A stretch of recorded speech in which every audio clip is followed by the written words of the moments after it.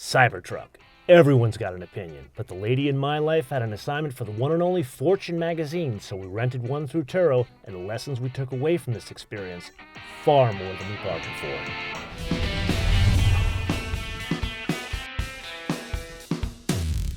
First question I'm going to throw over to you. It's a Cybertruck.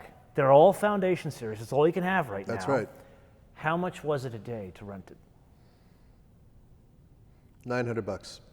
Wow, you're good. The cheapest we could find was $600.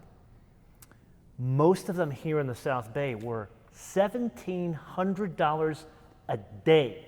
Whoa. Even though it was her company's money that was going to pay for it, I was like, it's against my religion to do this. So we ended up going back and forth with one guy, and we got it for $340 for the day. Oh, far out. Okay. Which I got to tell you, and you know me, I had to do some comparison shopping. So I said, how much is a GT3 to rent on this platform? And that was like my basis. That was only $500 a day. So I'm thinking a car that's double the price. How the hell is this thing $900, $1,700 a day? Anyway, put that aside. We had to go to downtown LA to pick up the car. Oh.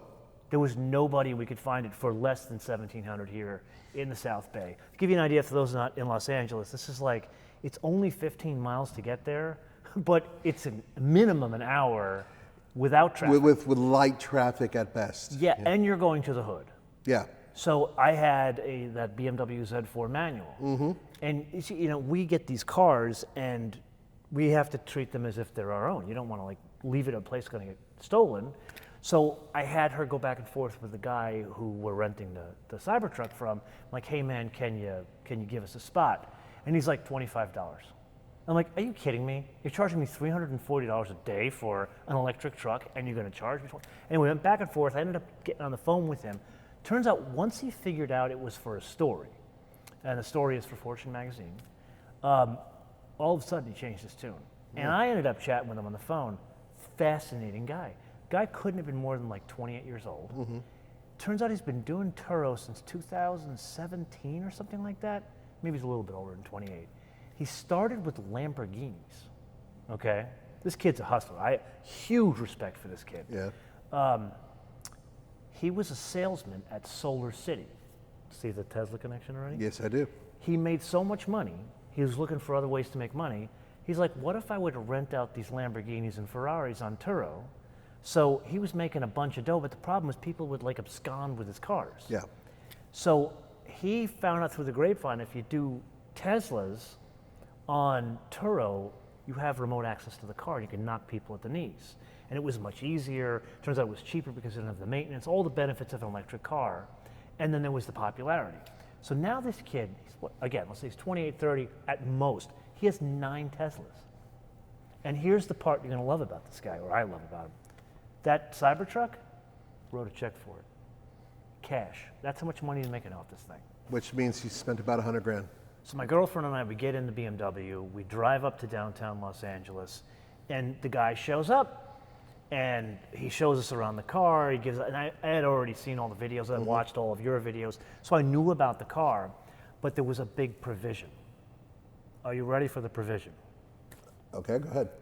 12 hours before the rental started, he sends us a picture of the screen where you can see the OS, and when you put the car in reverse or go to the cameras, it's supposed to be a camera there, black.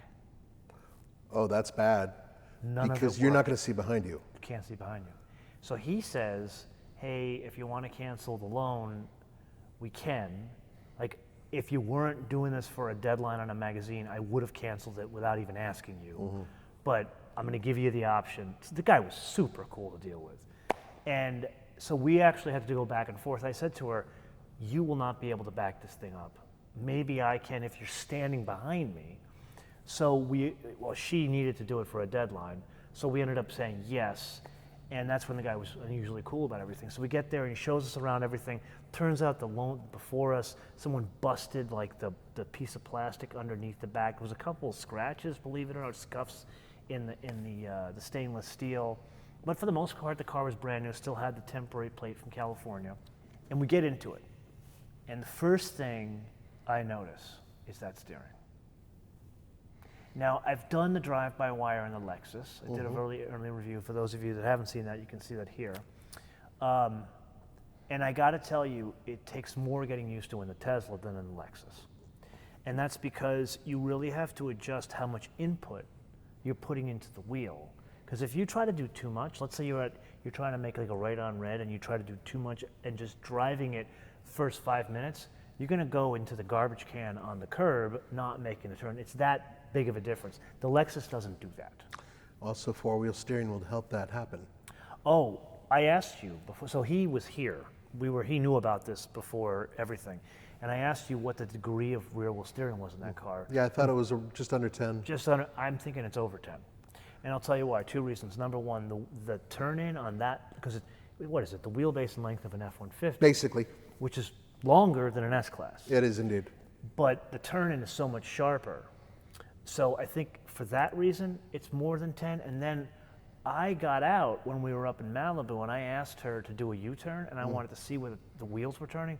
It's way more pronounced than the back of an S-Class. I still think it might be. It might be at 10 or over. I think this is when we throw to the audience. Yes, I'm sure there's a lot of folks. I honestly don't know, and and I'm embarrassed because my guys own. We still have our Tesla Cybertruck, which is not a story. the first Tesla you've ever bought. No, this is the fourth Tesla. Okay, so comments below. Those of you that are like big Tesla fanboys. What's the exact degree of rear wheel steering in the back of that vehicle? Because I'd be fascinated to know. That thing is super maneuverable, but and also that the yoke, it's not really a yoke, it's basically a rectangle. It's a steering wheel, yeah. It's a steering rectangle, small. okay? And it's small, and there's no feel. It's a video game, basically. It's completely a video game. And it takes a long time to figure it out. What I'm curious about, we'll get to some of the driving impressions later, but I am curious about how long it took you just to figure out how to put it in drive and reverse, or did it do it automatically? I'm the wrong person to ask because I've seen the truck before. Okay, so you know. Andre and I went through it together at the Chicago Auto Show, so I knew about the gimmick about that. I knew about everything about how to set up the car, like to go through the dynamics mode. We were in chill mode most of the time. We drove it a little bit in beast mode. She was, let's just say, not pleased with the antics I was playing with the beast mode, especially up in Malibu. Let's put that aside for a minute. Let's stay on the steering. Okay. So the steering, I felt took 10 minutes to get used to. In the Lexus, it took 3. I feel like that algorithm that they've programmed into this one is definitely coming from a computer company and a car company. And what Lexus has chosen to do is err on the side of caution and maybe get some learning out of it and then dial in more. Right. Where I think Tesla has gone to, you're going to have this Game Boy experience whether you like it or not, and you're going to have to get used to it. So that took some time. Okay. Then the next thing, what's going on with those electric motors? You and I have driven electric cars for now, 13 years? Yeah, about that, yeah, since 2010. Crappy ones, like cheap ones, where they're literally taking the components off the shelf, maybe you can hear the electric motor. But let's make it a BMW i7. You just recently drove the BMW i5. Yeah. You don't hear the electric motors in those. No, you only hear the noise they want you to hear. In this, it sounds like they took, and I know they don't, they're not off-the-shelf electric motors. It sounds like these are like sewing machine motors. You can hear the electric motor. It's not the aerodynamics coming around the car. It was very deliberate about listening to it after I got off the freeway and PCH and all that kind of stuff. And the motors are just too loud.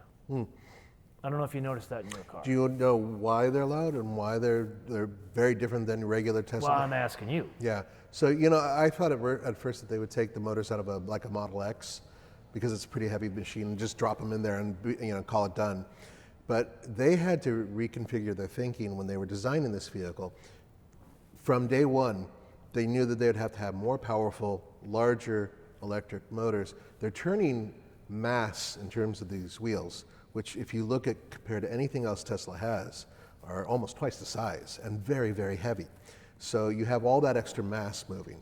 You have a vehicle that weighs well over 6,000 pounds that you're moving. So you need these powerful electric motors. And I think, my own personal opinion, after driving it, and being a passenger in it, and living with it, is that they're more powerful and there's not a whole lot of shielding in terms of between you and the motor, especially the one in the front, it's just a large.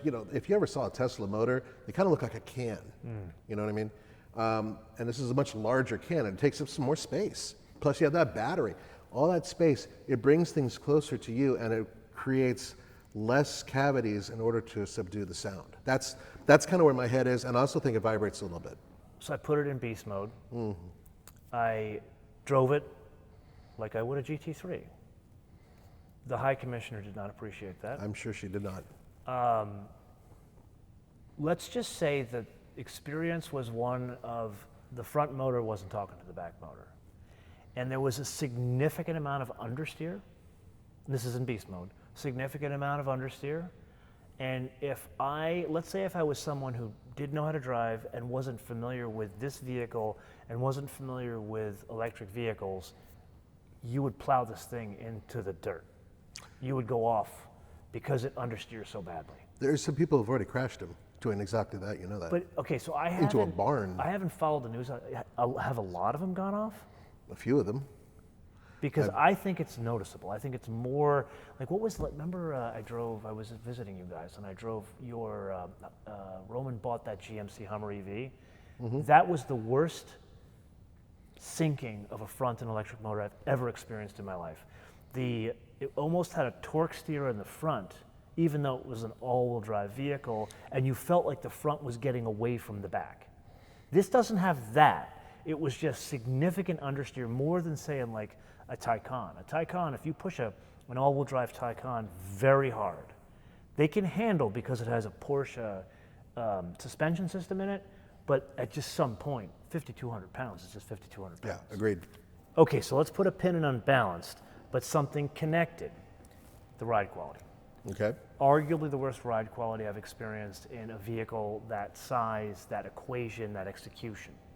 Not and expecting what was this. fascinating about it to me, we were comparing notes, but on that one topic we didn't. Like, she's talking about the design of the interior while we're driving. She's talking about the color. She's talking about how the windscreen is like in Europe when you're in New York. I think it might be one of the largest windscreens put on a production It's vehicle. huge, Yeah. and we'll get to that. But she, unsolicited, said, I don't like the way it rides. And I'm like, I got to tell you, this is arguably the worst ride quality I've experienced. And it reinforces to me this is a car, it's made by a computer company or people that think like a computer company rather than a car company. And for the avoidance of doubt, I'm not one of these car people that is anti-Elon. I'm a big believer in what he's done. I'm a big believer in how he's executed it because I come from the tech world. Yeah. I'm just not a big believer in the infrastructure and the mandates, as you and I have talked about many times. So I feel like the ride quality, it's one of these things, and this is a big theme I found with the car. I feel like they were like, oh my God, when did we show this thing? Like 80 million years ago? We just got to get it out. And I feel like they rushed a couple of things. Oh. And the ride quality is one of the biggest things they rushed. Now, what do you not like about the ride quality? Because this is interesting. I think I have a very different opinion than you do. It's choppy. There's no suppleness to it. You're driving around like hipster parts of LA in this thing. You would think the ride quality wouldn't be disturbed. Even there was a problem. Okay, here's a big problem. It's entirely possible that either your Cybertruck or my Cybertruck, one of them's defective. Because our Cybertruck has a supple ride. It has really crappy cornering. Yes. And it is choppy. It is choppy on like roads that have undulations and then there's like a pothole and whatnot. Oh God, yeah, terrible. Yeah, but its overall ride quality, especially on the highway, is fantastic.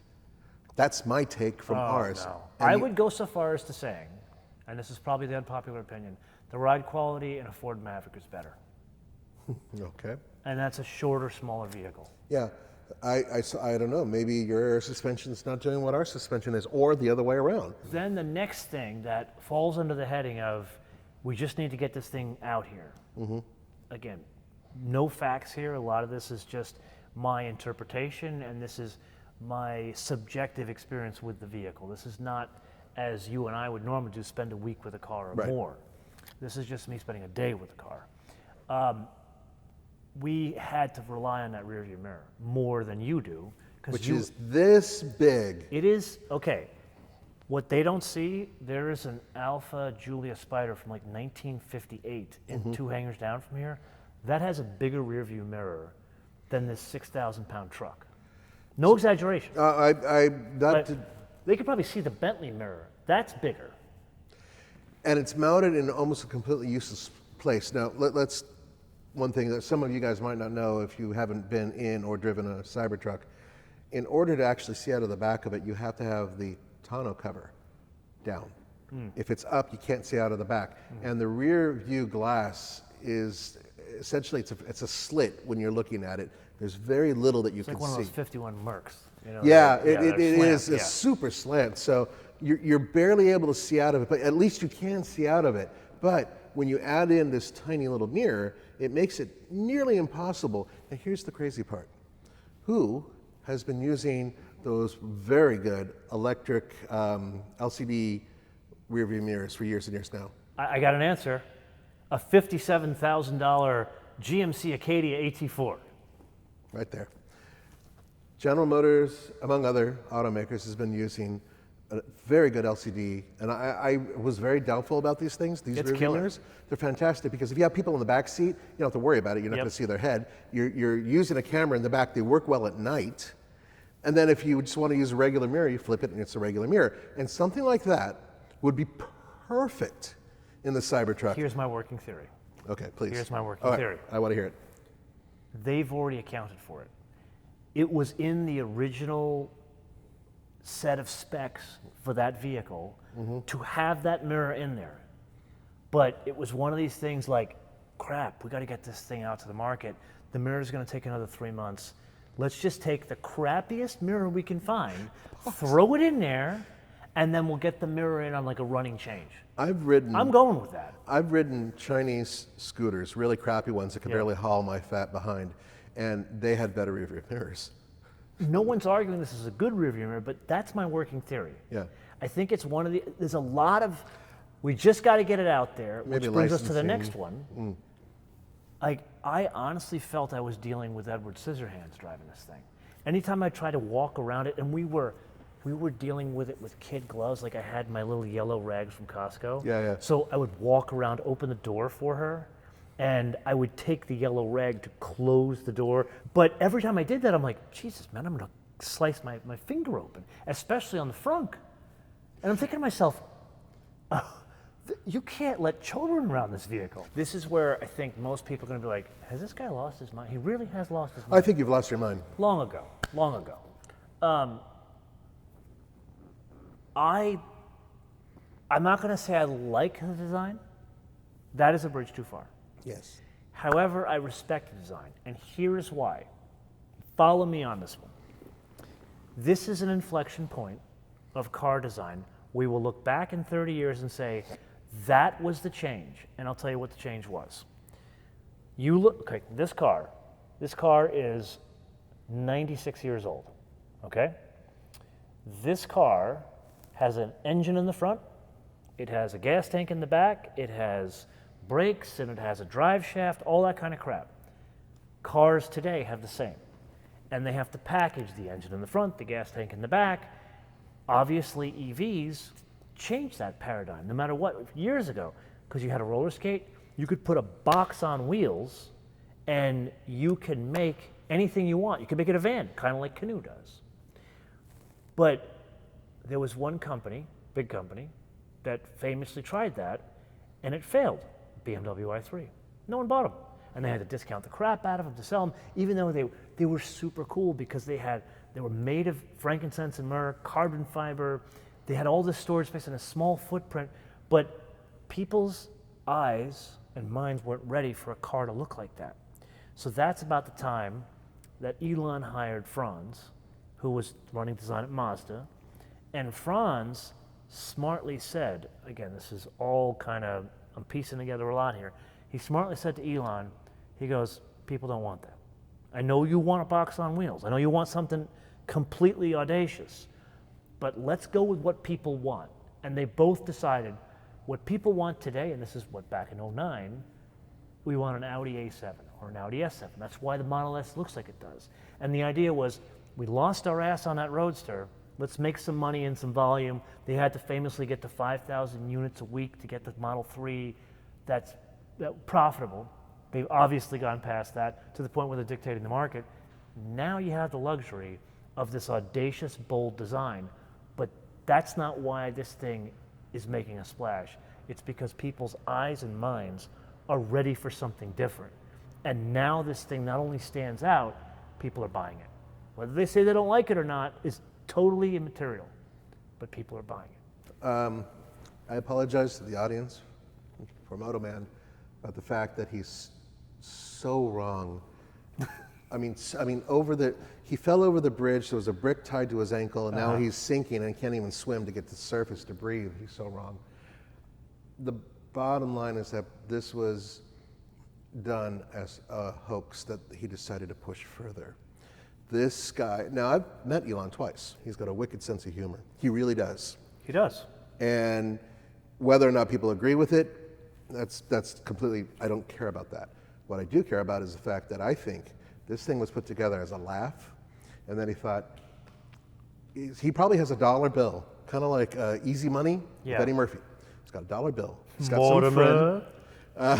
And I don't know if it's what's his face from Virgin or one of these other billionaires, but he's probably going to go, see, I told you it would be a success, and take that dollar bill from some other billionaire, and then that will be treasured in some golden thing in his room.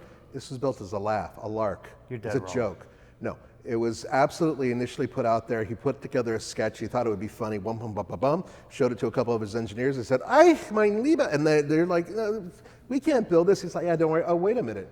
People might be interested. Yeah, let's see what happens. And one step led to another, And the next thing you know, he's just like, yeah, we're going to make this happen, guys. And he lit a fire under their butts. He made it happen. But I think the whole thing started as a joke. And that's what I truly believe after living with it for a while. See, this is what it looks like when a man is slowly poisoned by his wife over a 25-year period. This is what happens. She's not using arsenic. I know that. I've tested. It's not traceable, but there's something wrong in that brain. Because, okay, I'm going to give you some empirical evidence here. We took that thing. Now, I think I have a cool car. You and I get to drive all sorts of cool cars. Yes, we do. And we have a good barometer of what the average person, not car people, not car freaks, but the average person, what moves the needle. Mm-hmm. And I have like this unscientific test that I do of, are people excited about certain cars? And I'm still shocked how many people love Dodge Challengers. I'm a big fan, but like non-car people love Dodge Challengers. They're like an American pie, like a pie, an apple pie on four wheels. I would say even more so than the Mustang. Way more than the Mustang. Yeah. No one gives a crap about the Mustang. Not in comparison. Not yes. in comparison. This car, even now, after many months of people seeing it on the road, you would swear this is a combination of Jesus, Muhammad, all of them. Elvis, literally, Moishe, parting the Red Seas. There wasn't a place you took this thing where people didn't pull out their phones. They didn't take pictures, they took video. Everyone stopped. The hipsters in Hancock Park, it was as if they turned into car guys. They went berserk for this thing. Yep. Everywhere we went, people even walking their dogs in Malibu stopped and looked at that thing. Well, it's polarized, and here's the funny part. More than the Challenger, more than any other car. I'm agreeing with you, and here's why I'm agreeing with you. Even though some people get a little sick in their own mouths and when they see it, and other people absolutely freak out, you have to admit it causes a stir. Absolutely. Roman, he's the guy I work with at TFL. He's old. Old man. He adores this vehicle. Adores it. Why? Because it drives his wife up the wall. Why? Because when he parks it in his driveway, it's too big to fit in his garage. Mm-hmm. He has a lovely home in Boulder, but the garage is a little too small for this thing, which is the size of an F-150, so it has to be in the driveway. Mm-hmm. People have actually come up and strangers have knocked on his door with his wife answering, asking her questions about the Cybertruck. And she's not too keen on having strangers. So really what we've learned between your experience with your wife, my experience with my girlfriend, and Roman with his wife, that these are relationship tools. No, it's Elon's going to get us killed. That's what it really is. Thank you, Mr. Musk. Well, he did marry some crazy women, didn't he? He was dating, I think, Amber Heard. Talk about a bunny boiler, that one. Anyway, We're not, let's get back to the car. Let's get back to the car. We've said enough about the design. Okay. Let's get But I have to come back to it because we have to talk about the fact it's a pickup truck later on. Okay, you want to come? I know where you're going to go with this. Let's get to the interior. Okay. Okay. The interior is unusual in its proportions. At first, I was like, man, that windscreen is all the way. I mean, the A-pillar is, as I said, it is in a different continent. But once you get used to it, it's actually pretty interesting. And then, obviously, the headroom is fantastic. One of the biggest problems with the design of the interior, where is the wireless charger for the phone? It's kind of just there. In front of console. Yeah. Where does the windscreen start? Yes. It boils your phone. Yeah, it's almost like it's combining rays and they want to burn your phone on purpose. I think that might be. It's like grandma taking the pie out of the oven and putting it on the windowsill, but this is still baking your phone, and as such, the Qi wireless charger works for crap. I put it on there with 30%, and I took it off with 30% at the end of the day. Yeah. It was ridiculous. I know what he's going for with all this crap about putting it in the screen and having the stupidity of reinventing the turn signal. I didn't think you were going to like that. But I see where he's going with the design, trying to go for the Steve Jobs, very less is more, simplistic. It is simple. But the UX is atrocious. It is unsafe. Like, you mean to tell me I have to go through the screen to adjust the mirror? Or if I want to adjust the steering column, I got to hit the screen, then I got to futz with the thing on the steering column. You literally have to deal with the buttons on the steering column in conjunction with this pad thing on the screen, and then it moves the steering wheel. Beyond stupid and unsafe. That, in all Teslas, needs to change. I felt I didn't have anything to say about the fit and finish about the car while I was in it. I'm like, oh, this is pretty nice. Oh, the inside was okay. I didn't like the coloring because everything's grays. It's grays and white whites. and gray and black. They need some coloring. I think in other colors, granted yours is highly unusual, the wrap you've put on your car. It needs some other colors, especially on the inside. I get what they're doing. They're trying to get it out. Maybe over time they'll bring in more colors. It's not just that, though. He wants a dystopian look. Funny you say that, because we're going to get there. Have you seen a movie many, many years ago with George Papard called Damnation Alley? Yeah. Do you remember that? Yes. The three-wheeled thing? Yeah. Okay. That is they're brothers. They're related. Yeah. In design, but also in terms of function. Yeah. Okay. That thing even went through the water, even though the Cybertruck doesn't go through the water, by the way. If you thought it did, it doesn't. So I need to tie this car into bringing it back. Okay. So we decided not to keep it overnight. We decided to bring it back at night to downtown LA. And I gotta tell you, Nathan, going from this, how much is that thing, 120 grand? It's about 100 grand. Okay, that BMW I was driving was 77.5, okay? It was like going from a woodshed to the Four Seasons. You're the talking about BMW is so much nicer on the inside. I prefer the switchgear in the BMW. Everything about the tactile feel, and this is not the best BMW interior, was so much better. And it's not until you get out of the Cybertruck that you realize the Tesla interior, there's something lacking, and it's not just that one, it's all Teslas. My friend's got a Plaid, what are those, 90 grand now? Same deal. Like you wouldn't compare the interior of that to any BMW or Mercedes. Okay, the fit and finish is kind of, it's give or take. Sometimes you get a better interior than others. That's one of the issues, is lack of consistency. I find the seats to be very comfortable in most Teslas, including... Seats were comfortable, I'll give you that. Yeah, and the back seats. And there was plenty of headroom and lots of legroom. There was literally no time to futz around with the back, because she had her work. This wasn't time for me to do a shoot. It was time for her because Fortune was paying for the car, so I couldn't get in the way of this whole thing. Gotcha. Question for you. The bottom of the back seat, I couldn't get it to... Does it come up? No. No. I don't know why you would do that. You got this flat floor. Pull the damn thing up. Honda Fits do that. It's not completely flat. Makes no sense to me.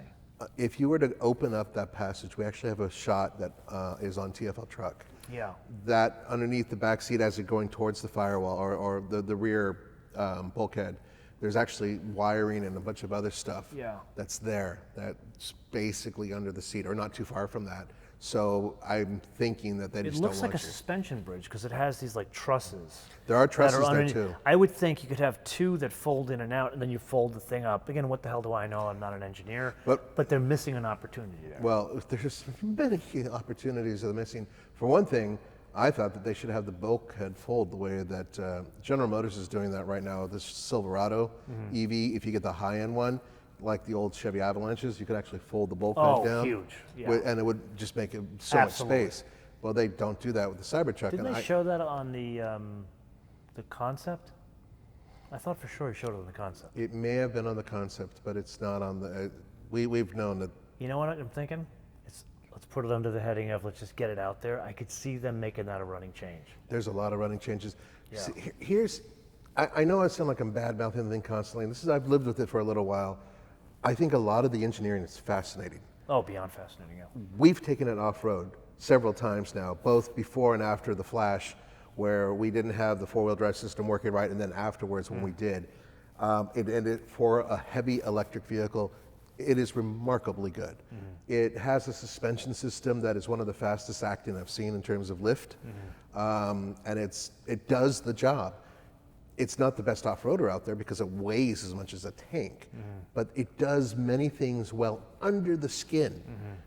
But we have to talk about the elephant in the room. It's a freaking pickup truck. Yeah. It's a pickup. It is something that you I know where you're use going as with a utilitarian vehicle that you're supposed to load hay and wood or go to a DIY place and put things in there or put a crate in there or a This is pallet. 25 years of poisoning talking, isn't it? No, it's not. No one's buying that to put hay in it. Okay. Nobody. Now you Maybe say Kyle in Boulder or wherever he lives. Maybe he'll put hay. No, he won't. We will. Would? We're already doing it right now. But you don't understand. There's a point. It doesn't matter how much a thing can do or whatever. What matters is what the owner thinks it can do and knows it can do. That's actually, you know what? For a guy who's kind of as dumb as you, that's actually I'm an idiot, but every once in a while, a squirrel gets a nut. No, that no, was a very insightful comment. Thank you very much. I actually got it out of a fortune cookie. So here's the thing that I get with this truck. The back of a pickup truck is the most important component. Now this is coming from a little bit of expertise because this is what I've been doing for decades, working with a lot of trucks. I work with cars too, but it's trucks, right? Pickup trucks are the most popular vehicles sold in the United States by far. By far. Okay. Millions of units move every year. And I'm not just talking full-size trucks, I'm talking the mid-size and now these new small ones that have come along. Why do people buy pickup trucks? Sure, some of them just do it for looks, some of them do it for fun, but many of them want the utility of having a rear end that can hold stuff, and they want to tow things, and they want to haul things. Those are the main reasons you get that bed, right? The Cybertruck's kind of weird with that. Do you know how much you can actually hold? How much weight you can put in the back? Isn't it a lot because it has so much, like 2,000 pounds? Oh, just over 2,000 pounds. So, okay, That's a lot. I want you to give me a comparison. What pickup truck is sitting outside right now? Oh, it's the Toyota Tundra TRD Pro. How much payload does that have? That's 1,200, 1,400 And a that month. thing has what, 500 pounds of torque? Yeah. Yeah, Yeah, crazy, huh? It's just under. So yes, but that's built for off-roading, and there's a lot of different things going on. A lot of the modern pickup trucks, and we're not going to go into a whole pickup truck conversation here, but just real quick. My viewer's not pickup truck people. I know, but you guys do watch some Toyota stuff that he does from time to time, and whatever. Here's the They just important like part. Mike Swears. So do I, which is great. Mike is a great guy. I don't know why he likes you, but anyway, the point is that You're just pickup jealous that I'm having cigars with him next week and you're not. God, I hate you. So here's the deal. Pickup trucks have lost a lot of their payload capacity over the years because more people want either a really soft suspension that's comfortable for the road or they want an off-road suspension. Both of those, you give up a little bit of the capacity in order to do that. Same goes with towing. You lose a lot of the towing when you have a softer, squishier, more compliant off-road suspension, you name it. Cybertruck doesn't do that because it has a completely different suspension system, electric motors and the whole 9 yards. But your 300-ish miles of range with the Foundation series, I think it's around 300. Well, that drops significantly if you tow, let's say 4,000 pounds or something like that. You're basically going to Well, cut it in half. at least. Wouldn't you do that with a diesel? electric vehicles are not anywhere near where a diesel is in terms of towing. So that is something that, just keep that in mind. Okay, give away the headline. What's the real problem with that bed? The inside of the bed itself is not perfectly flat square. It's basically like a boat V, and it's for the components that are in there. They didn't do it on purpose to be cool. That it had to build it that way. But the problem is that it's not a completely flat floor that you could say take a couple pallets and slide them in there, even though the bed itself is relatively long. That's the first problem. Second problem is that it has that flying buttress type of thing going on. That's the biggest problem. You can't reach into the back of it and use it as a pickup truck unless you're at the very back of the tailgate. I know people are going to say, oh, nobody has to, lots of trucks are high in the air. Yeah, but you really cannot use that. Final problem is that sliding tonneau cover. Ours is broken. The one that is on our truck, which is only 3 months old or so. And we're not the only ones who are suffering from this. It stopped sliding. You know what that means? A, whatever is in there that you were trying to protect is either going to be stuck in there or it's completely opened. B, most likely you won't be able to use that tiny useless rearview mirror because if it's stuck down or in any other position other than all the way folded, you can't look out the back of the vehicle. So there's just all these little issues. I think you're right about one thing. I'm right about everything. Just be clear. Rushing it, they ran out of time even though they had 4 years to build this. 4 real years to build it. They were working on other stuff. My guess is they were working on this thing for the past 8 months. No, I think, no, because we saw development of it years ago. It took GM 18 months, soup to nuts, to make that GMC Hummer EV. And they don't work nearly as fast as Elon Musk. Anybody that doubts me, I highly suggest you pick up a copy of Walter Isaacson's, I gotta say, amazing biography on Elon Musk. Isaacson is probably one of the best biographers of our time. He did one on Steve Jobs, my old boss, and so I lived that. And then he did one on Elon, fascinating to learn about how the man approaches his business. And I've always been a big believer in the first theory principle, and that's how he approaches every single one of his businesses, which is why he's been so successful. That's why I think it's definitely less than 4 or 5 years and closer to a year. Anyway, I need to get you off your I'm soapbox. done with that because I have my. I got to get you off your soapbox because I got to bring it back to the story. Let's go back to the story. So, like a rental car, you got to bring it back as you picked it up. He said I wanted it 80%. I said, okay, no problem. And he was trying to explain to me the whole, it takes a long time to go from 80 to 100. I'm like, really? Tell me something I don't know. And I can't reinforce enough. This kid was, impressive. And his girlfriend works with him too. Okay. So she was there at the end of the day, taking the keys and jockeying the cars and charging the car. So the two of them as a couple work together. I think it's TJ or LJ, this guy's name. Okay. Great dude. Anyway, we had to go charge it. The car, as you know, is already provisioned for the Tesla Supercharger, so we figured we just pull up the car, and they bill you back at a regular rate as opposed to the high rate of if you brought it back empty. So we went to 2 Superchargers. One was in a parking garage, it was packed. We went to this one in Culver City where there's 44 of them. And I know I'm preaching to the choir here. There's no big news story here, but the experience of charging a Tesla, I get why people buy Teslas. Yep. It just works. There was 44 of them. Probably half of them weren't used on a busy Sunday night.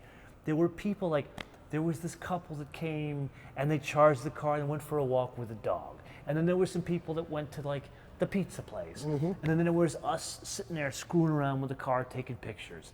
And then there were people watching a movie.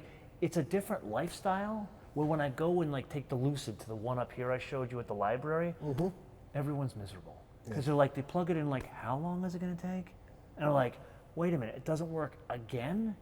Every single one of these they work flawlessly. I went from something like 55 or 60% to 93 in 35 minutes. Wow. Flawlessly. Yeah. So there's that. And then we bring it back to downtown LA at night. And you brought up that movie and the dystopian future. That is the theme of this car. Driving that thing in downtown LA where you've seen it, vagrants everywhere, put aside the culture war. This is ground zero of the culture war. It's when you mismanage a city, downtown LA looks like it. Only San Francisco is worse. And you're driving around, and I'm not kidding you, as we went to return the vehicle, there were burning fires of garbage, like in Escape from New York. Remember when Cabby was driving? Oh, I remember that movie Yeah. very well. It was one of my favorites. I felt I was in Escape from New York, literally driving down one of the major thoroughfares in downtown LA. She's in the car. She doesn't live here in California. And she's driving down, and she used to live here. She lives in West Hollywood for many years. And she's like, I don't like it here. This is the dystopian future. And the two of us looked at each other at the same time like, we are on the dystopian vehicle. As we drive through fires on a clear night in July in California. Yep. And that is what ended our experience with the Cybertruck in LA. So, bottom line, what do you think of the Cybertruck? I'm impressed. Okay. You're dead wrong. We will look back and say that is the inflection point of automotive design where people accepted what an electric vehicle can be. And now you're going to see even more crazy. Maybe not just from Elon, but from other car companies that say, well, it doesn't need to be 3 boxes or 2 boxes. It can be a triangle. And yes, we didn't even get to this. I feel like this stuff we shouldn't even be talking about because everybody who's reviewed them has talked about it. Things like the design of the triangle being repeated throughout the entire car. Yeah. Like, I get it, but there's more to like in this thing. I'm not saying I'd buy one. I don't think it's attractive. I wouldn't even call it obnoxiously handsome. There's just something about it, you can't forget it. It works. I actually enjoyed driving it. It doesn't give me the same experience, when we drive a Range Rover, and I think we both agree about this. You drive a Range Rover and you feel like you climb the top of Macho Mountain when you drive that thing. It's got some Even though grit. I don't want one. I never wanted one. But when I drive one, man, whoo, do I like it. Yeah. I got the same experience, but it's not a Macho Mountain. I feel like Mad Max. I feel like when excuse the French, when the shit comes down, this is the vehicle I'm going to take down everybody. And I won't have to shoot guns to get the fuel because I got the electric vehicle, even though I won't be able to plug it in anywhere. You use solar panels and you'll be fine. Which is what So basically, that is my assessment. It is the vehicle of the dystopian future as I live the dystopian future in LA. That's a wonderful, wonderful way of looking at it. So how do we turn this around to the audience? Oh, well, I have one thing to say to them. What? It's a novelty. Don't listen to him. He's full of it. It's a novelty. That's my word. He's bald, old, and angry. It's a novelty. Okay. Now, novelty You know doesn't what? mean bad. That's what we're turning around to the audience. Not that who's right, who's wrong. Obviously, you're wrong. No. But obviously. what does this really? What is the signpost that not just the Cybertruck is telling us, but the acceptance or the fervor against it is telling us? Let us know in the comments below or via our social media, MotoManTV on Word, MotoManTV on Word. And if you liked this episode, really this format of episode, where we talk about, well, in this case it was more storytelling, but a little bit of business, this actually had a lot. Yeah. But we do this in our members only series, which you have been a huge part of. You started, actually. Well, thank you. You can see that playlist here. Until we see you in the next episode, be später.